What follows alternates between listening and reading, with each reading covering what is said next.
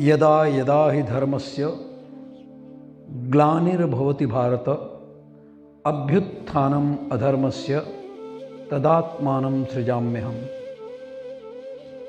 परित्राणाय साधूनां विनाशाय च दुष्कृतां धर्म संस्थापनार्थाय संभवामि युगे युगे।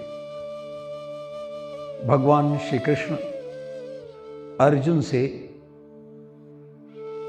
उस वार्ता को कर रहे हैं कि कब अवतार होता है हमारा। भगवान विष्णु के 10 अवतार हुए हैं। यदि किसी को शंका है तो वो 24 भी बोल सकते हैं, लेकिन जो पढ़ने में आ रहा है मुख्यतः वो अभी तक 10 अवतारों की। मत्स्य अवतार, जब हयग्रीव ने वेदों को चुरा करके और समुद्र के अंदर छिपा दिया था, चारों तरफ हाहाकार, पुण्यात्मा लोग परेशान, पाप कर्म में वृद्धि होने लगी। लोगों ने विष्णु जी को कहा कि ये क्या किया जाए, ये क्या हो गया है। समझ गए और मत्स्य अवतार में वो समुद्र के अंदर जाकर के और वेदों को पुनः प्राप्त करके स्थापित कर दिया। दूसरा अवतार उनका था वराह अवतार।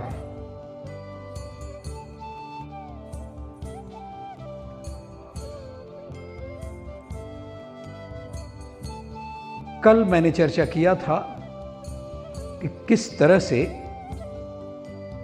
दिति के अपने जो नियम थे गृहस्थ आश्रम के, उसको न अपना करके और उनके जो पुत्र हुए थे दिति और अदिति, दिति के हिरण्याक्ष और हिरण्यकश्यप, तो हिरण्याक्ष ने क्या किया कि समूचे पृथ्वी को ही समुद्र के अंदर डाल दिया। और तब भगवान विष्णु ने वराह अवतार लेकर के और पृथ्वी को ऊपर उठाया। तीसरा वराह यानी वो सूकर अवतार, या ये कहिए कि जो मतलब अब पूरा पीछे का वृतांत नहीं जा रहा हूं। तीसरा अवतार कश्यप अवतार, कूर्म अवतार। जब देवताओं और राक्षसों का युद्ध होने लगा और राक्षस परेशान हो गए, तो भगवान ने कहा कि आपको अगर पराजित हो रहे हैं तो इसमें किसी अभिमान की बात न करके के जाइए राजा बलि से, उनसे मित्रता कीजिए और उनसे बताइए कि समुद्र में तमाम उपहार हैं, रत्न हैं, और तब राजा बलि तैयार हो जाएंगे। फिर राक्षस और देवता दोनों मिल करके और मंथन करिए समुद्र का।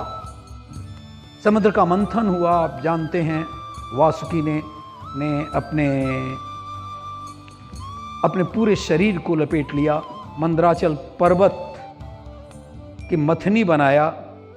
लेकिन बात इतनी ही नहीं थी, इतना वजन था मंदराचल पर्वत का कि नीचे समुद्र का तल भी नीचे धंसता जा रहा था। भगवान ने उस समय कश्यप अवतार का, कछुए का अवतार लिया और उनकी पीठ इतनी सख्त बनाई, और वैसे भी सामान्य कछुआ भी का पीठ बहुत ही सख्त होता है, और उस पर जब मथनी हुआ तो तमाम रत्न निकले। बात केवल एक रत्न की, अमृत की बात करूं, और उस अमृत में भगवान विष्णु ने कुछ छल करके देवताओं का पक्ष लिया और उसी कालांतर में राजा बलि के लिए वामन अवतार लिया। शुक्राचार्य, कल चर्चा हो रही थी, गुरुदेव जी ने बताया कि शुक्राचार्य लाख मनाते रहे कि ये भगवान हैं, ये विष्णु हैं और तुम समझ नहीं रहे हो। उन्होंने कहा जब मैंने मान लिया तो क्या, अब वो भगवान भी हो तो भी आपकी बात, अब गुरुदेव की बात नहीं मान सकता, क्योंकि मैंने वचन दे दिया है। और इस तरह से ये चौथा या पांचवां हुआ। फिर उसके बाद छठवां अवतार हिरण्यकश्यप, जो हिरणाक्ष का भाई था, उसके लिए नरसिंह अवतार लिया। सातवें अवतार में आते हैं भगवान श्री राम। आठवें अवतार में आते हैं श्री कृष्ण। नौवें अवतार में आते हैं भगवान बुद्ध। और 10वें अवतार में, जो कदाचित हम लोगों के समय का अवतार है, भगवान कल्कि, जो कलिकाल में है। जब इसीलिए मैंने पहले वो भगवद गीता का कि परित्राणाय साधूनां विनाशाय च दुष्कृतां धर्म संस्थापनार्थाय संभवामि युगे युगे, इसी विषय को लेकर के रावण कितना आतताई था। माना कि वो बहुत विद्वान था, माना कि उसे वेदों का ज्ञान था, यह भी माना कि महान ज्योतिष का पंडित था, वो विद्वान था, बलवान इतना कि जिसके चलने से धरती हिलती थी, देवता सरसर कांपते थे, मृत्यु के देवता यमराज उसकी चाकरी करते थे। इतना विद्वान। और लेकिन देखिए संस्कार का, एक तरफ पिता का संस्कार और दूसरी तरफ माता कैकसी का संस्कार, राजा सुमाली का संस्कार, और वो इतना दुष्ट हो गया। कल की ये बात को मैं फिर से दोहराना नहीं चाहता आपसे कि उसने जा करके देवलोक की अप्सरा रंभा को, जो यह जानते हुए भी कि हमारे बड़े भाई कि वो बहू है, नलकुबेर की पत्नी है, नलकुबेर के पिता का नाम यक्षराज कुबेर, तो भी नलकुबेर की पत्नी को सौंदर्य साम्राज्ञी थी, जो भी था, लेकिन जब उसने बोल दिया कि मैं आपकी बहू हूं, तो उसने कुछ नहीं माना और व्यभिचार किया। नलकुबेर को जब पता चला तो नलकुबेर ने कहा कि जाओ, अब तुम अगर किसी भी स्त्री से बिना उसके अनुमति के, आज्ञा के अगर तुम संबंध बनाओगे तो तुम्हारा सिर सैकड़ों टुकड़ों में बिखर जाएगा।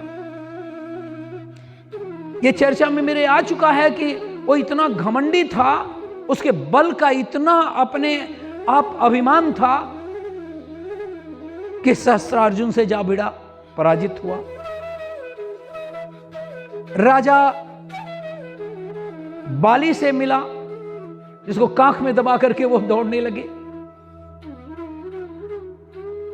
यहां तक कि अपनी पत्नी मंदोदरी की भी बात नहीं माना। बेदन बखानी तासो रार हट्ठानी, यह मुक्त की निशानी भवानी जानी आनी है, ऐसा कह के जवाब दे रहा है।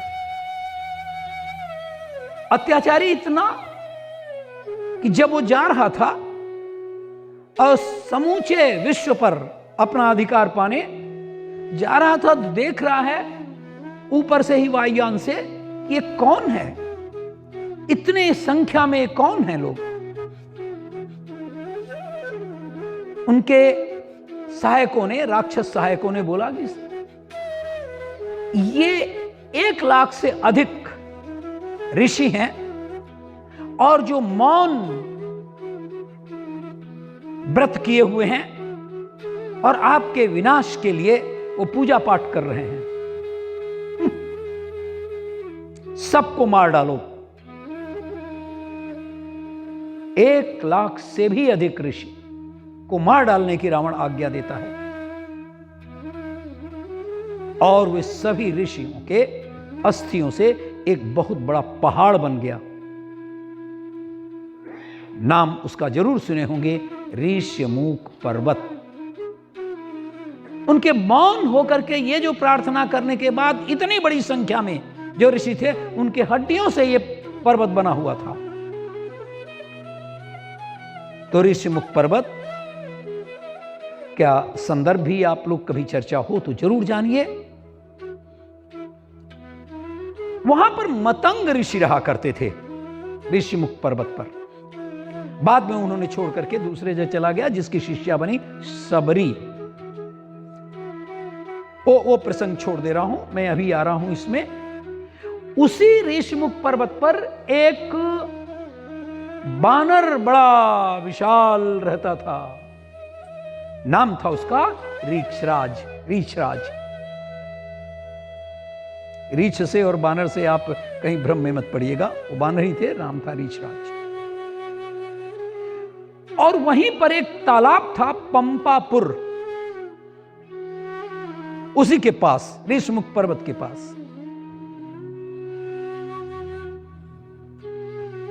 तो वो इतना पवित्र तालाब था, उसमें आप पानी तो पी सकते थे, स्नान नहीं कर सकते थे, उसे अपवित्र नहीं कर सकते थे। ऐसा अभी भी कई नदियों में होता है कि आप मत स्नान करें। वो इस बात को जानता नहीं था ऋषराज, और एक बार अपनी मस्ती में कूद पड़ा वो उस तालाब में। वो तो नहीं जानता था, और कूद जाने के बाद जब वो बाहर निकला तो अत्यंत सुंदरी स्त्री के रूप में वो तब्दील हो गया। अप्सराओं के समान सुंदरी। उधर इंद्र जा रहे थे आकाश मार्ग से, उसने देखा कि अत्यंत सुंदरी स्त्री ये इस पर्वत पर कहां से यहां विराजमान है, अप्सराओं से भी सुंदर। उनके इस मन के उद्वेग के कारण उनका तेज उस सुंदरी के बालों पर पड़ा और एक पुत्र उत्पन्न हुआ। जब रात बीत गई, सुबह सुबह भगवान सूर्यदेव जब प्रातः में वो जा रहे हैं अपनी रश्मियों को बिखेरते हुए, तो उनका उसी तरह से तेज क्षय हुआ, और वह तेज क्षय जो हुआ वह ऋषराज के, जो अब नारी बन चुकी थी, उनके कंधे पर गिरा, ग्रीवा पर गिरा, और उससे भी एक पुत्र उत्पन्न हुआ। तो जो बालों पर गिरने से जो पुत्र उत्पन्न हुआ उसका नाम पड़ा बाली, और जो ग्रीवा पर गिरने से जो पुत्र उत्पन्न हुआ उसका नाम पड़ा सुग्रीव।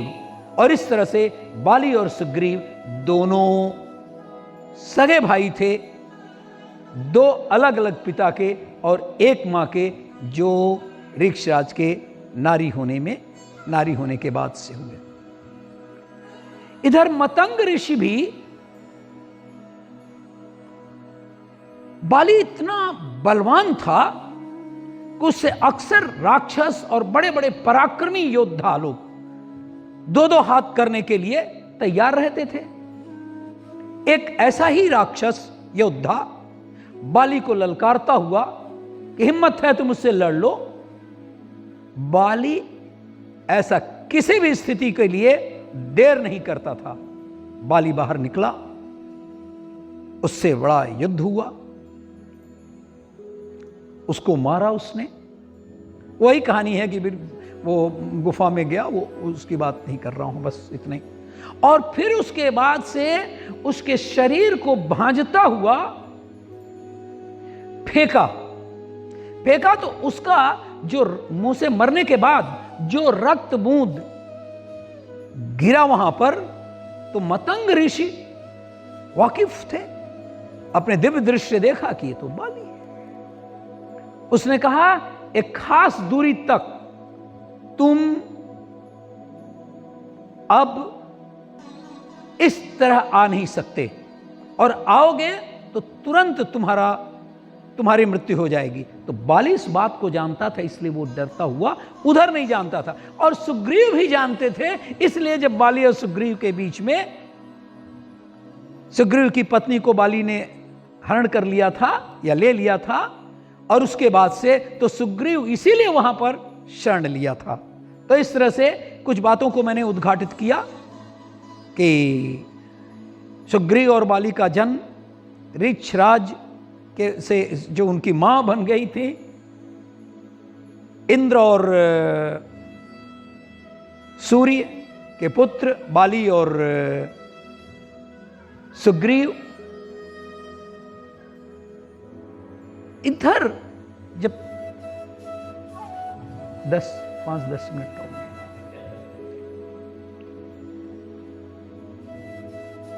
मेरी पत्नी है, समय का बड़ा ध्यान रखती हैं, और जब बात होती है तो अक्सर कहते हैं आपने कुछ ज़्यादा बोल दिया, थोड़ा कम चाहिए था।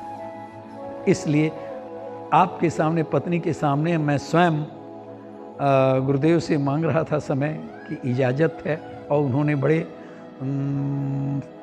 आशीर्वचनों से उन्होंने कहा कि ठीक है।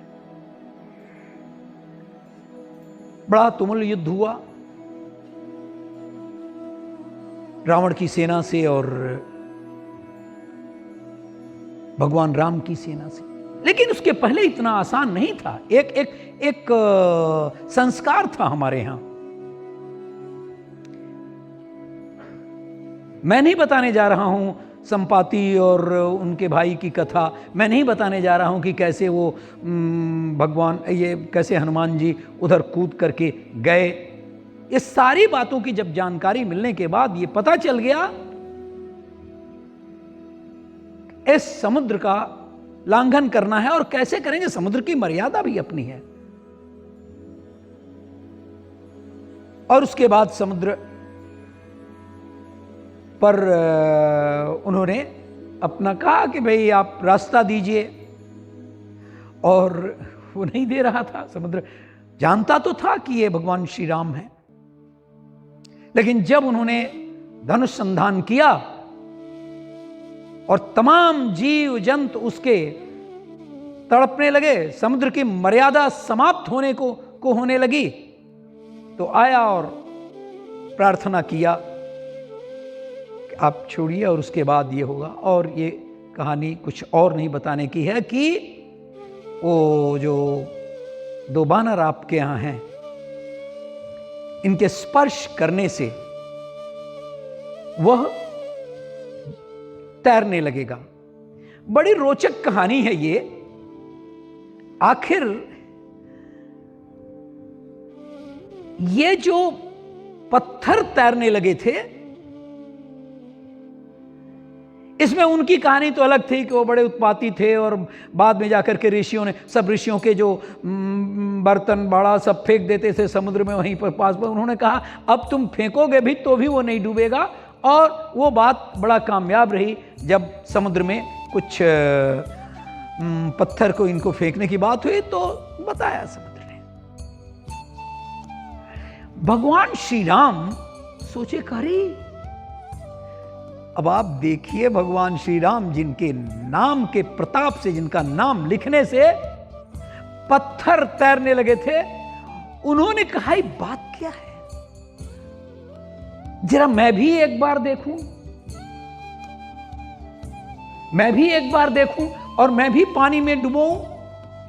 फिर कह नहीं ऐसा नहीं करूंगा। अगर मैंने डुबाया और वो पत्थर डूब गया, जबकि यहां बानर लोग जो फेंक रहे हैं उसमें नहीं डूब रहा है, तो ये ठीक बात तो नहीं होगी।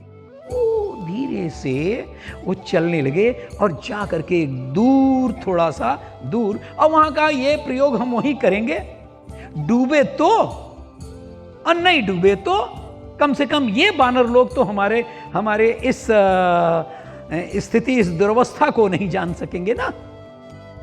गए वहां, तीर पर गए कुछ दूर, जहां ये लोग फेंक रहे थे वहां नहीं, दूर फेंके, और वहां पर धीरे से एक पत्थर उठाए और समुद्र में फेंक दिए। ओ क्या हो गया, वो फिर भी वो पत्थर डूब गया। क्या हो गया? उधर देखे कि और तो कोई नहीं है, ये डूब गया तो डूब गया, मेरी तो इज्जत बची रहेगी।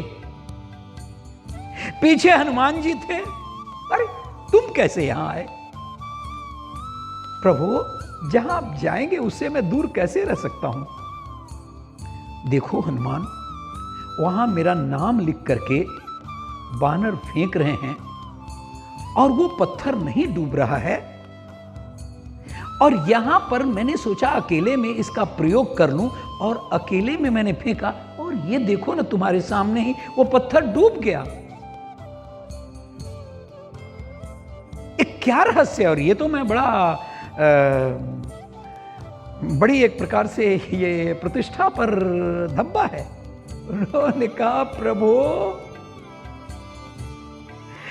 आप जो फेंक रहे हैं पत्थर, जिसको आप दूर करेंगे, जिसको आप अपने से फेंकेंगे, उसका विनाश होना ही है, उसका डूबना निश्चित ही है। इसलिए प्रभु ये आपकी बात नहीं, आपके नाम का प्रताप है कि वो पत्थर तैर रहा है, लेकिन यहां साक्षात आप इन निर्जीव पत्थरों को आप फेंक दे रहे हैं। उनकी बात समझ में आ गई। वो आए, हनुमान जी आए और पूरा रहस्य समझ गए कि राम से बड़ा राम का नाम। आगे चर्चा हुई। अब ये बन ही गया पुल, सेतु बन गया, तो ये हमारे भारतीय संस्कार रहे हैं कि अब इनकी पूजा करनी चाहिए। पूजा करने में सबसे बड़ा अवरोध यह था कि हनुमान जी को भेज दिए थे कि तुम कोई शिवलिंग ले आओ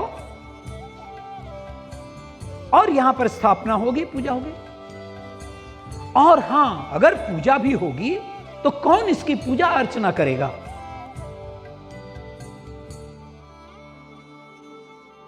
लेकिन हनुमान जी आए ही नहीं, वशिष्ठ जी आ नहीं सके, तो उन्होंने कहा समय तो बीत रहा है। तो जामवंत ने कहा कि एक बहुत बड़ा विद्वान, आप लोग समझ रहे हैं बच्चों, एक बहुत बड़ा विद्वान रावण है। ये कंबन रामायण से मैं बोल रहा हूं, ये जो बात अभी मैं कर रहा हूं कंबन रामायण की कर रहा हूं, रामचरितमानस और रामायण में नहीं है कहीं, कंबन रामायण में है। तमिल का बहुत श्रेष्ठ रामायण, और तुलसीदास जी के रामचरितमानस से भी पहले की रचना, इरावतारम नाम है उस रामायण का। तो उन्होंने कहा उनको बुलाया जाए, लेकिन क्यों आएगा वो? क्या अपने दुश्मन को इस तरह से आमंत्रित कर सकेंगे और वो आ सकेगा? कहा जाकर के देखिए जामवंत जी, आप जाइए। जामवंत ने जाकर के निवेदन किया। रावण ने कहा कि इससे बड़ा भाग्य क्या हो सकता है और इससे बड़ा सम्मान क्या हो सकता है कि श्री राम हमें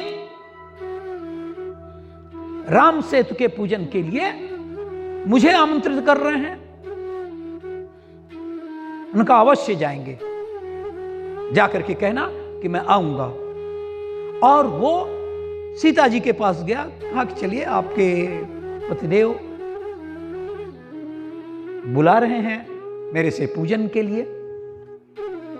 और उसमें जब पति है और उनकी पत्नी जीवित हैं, तो इसलिए आपको भी आवश्यक है कि आप चलें वहां पर। पुष्पक विमान में सीता जी को बैठाया,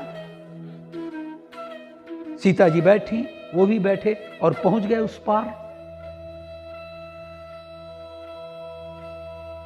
और उसके बाद उन्होंने कहा, श्री राम आप ये बताइए कि समस्त सामग्री है ना आपके पास, और ये देखिए आप विधुर नहीं हैं, आप अविवाहित नहीं हैं, इसलिए आपकी पत्नी को भी आपके साथ रहना चाहिए। बड़े असमंजस में थे। रावण तो जानता है, रावण ही तो सब ये सब दुष्टता किया है, फिर ही बोले नहीं, वो तो धीर गंभीर भगवान श्री राम। उन्होंने कहा घबराइए नहीं, और बताइए पूजन के सामग्री वगैरह। उन्होंने कहा ये तो पंडित जी जो पूजा करते हैं वही लाते हैं। ठीक है, तो जाइए सुग्रीव और ले आइए। पुष्पक विमान में बैठी हैं सीता जी, उनको भी लाइए।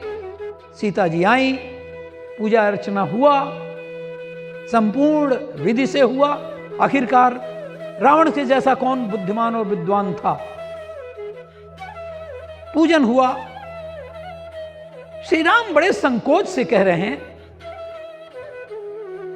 और दक्षिणा, क्योंकि हर पूजन के बाद एक दक्षिणा का एक बनता है क्रम, और आपके लिए ये दक्षिणा। रावण को ऐसा विश्व में कोई व्यक्ति नहीं है जो दक्षिणा दे सके, लेकिन श्री राम, मैं जानता हूं कि यह जो पूजन हमने किया है, हमने स्वयं मृत्यु को अपने मृत्यु को आमंत्रण दिया है। ये पूजा और राम सेतु का बनना ही मेरे मृत्यु की सीढ़ी है, कि एक दक्षिणा जरूर मांगता हूं।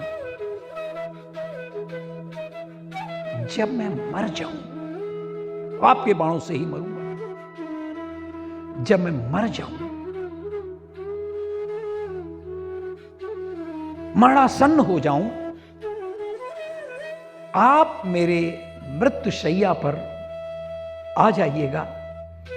मैं आपका मरने के पूर्व आपका दर्शन करना चाहता हूं। और यही हुआ। रावण जब मारा गया, आसानी से नहीं मारा जा सकता था। जब जब मारते थे श्री राम, उसका शीश कटता था और पुनः शीश आ जाता था। यह आशीर्वाद था भगवान शंकर का, क्योंकि उसका 9 शीश कट चुके थे, आपको पता है। इसको मैंने चर्चा भी यहीं पर किया है। तो उसके बाद ऐसा रावण की यह स्थिति थी कि ये गए हैं वहां पर, लक्ष्मण को कहे हैं आप जाइए। तो रावण को मारना आसान नहीं था।